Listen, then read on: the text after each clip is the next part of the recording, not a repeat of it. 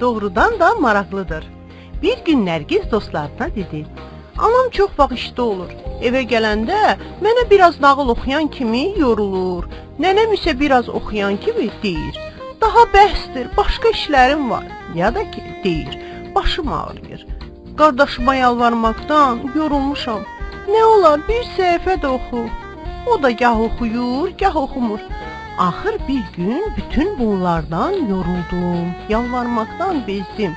Özüm hərfləri öyrəndim. Uşaqlar diqqətlə Nərgizə qulaq asırdılar. Nərgiz kitabını açıb uşaqlara göstərdi və sözünə davam elədi. "Baxın, indi özüm oxuyuram. Oyuncaq dostum Ayını da oturduram qucağımda. O da mənə diqqətlə qulaq asır. Oxumaq elə maraqlıdır ki, daha heç kəsə yalvarmırsan. Kitabı əlinə alıb oxuyursan.